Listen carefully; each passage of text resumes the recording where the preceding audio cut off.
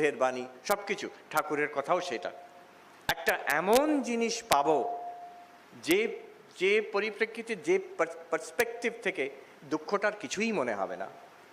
আমার চিরকাল একটা এমন তৃপ্তি থাকবে, মা বলছেন যেন হৃদয়তে আনন্দের ঘট বসিয়ে দিয়ে গেছে। দুঃখ কি জানি নে বাবা, I don't know what is সরো। কে বলছেন? শ্রী শ্রী মা, যার সারা জীবনটাই একটা সংগ্রামের মধ্যে দিয়ে গেছে। একটা এমন আনন্দ পেয়েছি যেটার জন্য আর বাইরের কোনো কিছু আমার কিছুই মনে হয় না। একটি কথা আমি বললাম এই অদ্বৈতাশ্রমে, আজকাল সব ভাইরাল হয়ে যায় বলছেন, অনেকে বলছে মহারাজ ওই কথাটা আপনি বলেছেন, এটা আমাদের কাছে হোয়াটসঅ্যাপে এসেছে। হ্যাঁ, সেই কথাটা আমাকে একজন সাধু বললেন যে পূজনীয় স্বামী মুমুক্ষানন্দজি মহারাজের শরীর যাওয়ার কিছুদিন আগে উনি হুইল চেয়ার করে যাচ্ছেন, ওই বেলুড় মঠে নিয়ে যাওয়া হচ্ছে। এই সাধুটি তিনি প্রণাম করে বললেন, মহারাজ শুনছি আপনার খুব শরীরের কষ্ট হচ্ছে। মুমুক্ষানন্দজি মহারাজ বললেন, কে বলেছে তোমার আমার কষ্ট হচ্ছে? ভগবান কখনো ভক্তকে কষ্ট দেন না। যে মনে করে ভগবান আমাকে কষ্ট দিচ্ছেন সে ভগবত প্রেমী নয়, ভগবত দ্বেষী। ভগবান ভক্তকে কষ্ট দেন না।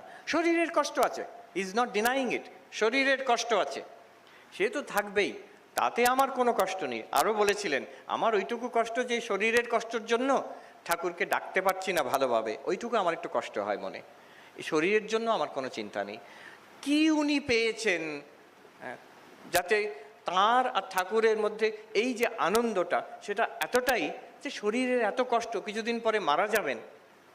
আমাকে কালকে বেলুড় মঠে ডাক্তার বলল যে আশ্চর্য ঘটনা, ওনার যখন শরীর গেল, যে ব্রহ্মচারী মহারাজ তাকে দেখাশোনা করছেন তাকে বললেন, তুমি যাও একটু খেয়ে এসো, খেয়ে এসে তুমি দেখবে আমার শ্বাস প্রশ্বাস চলছে কিনা।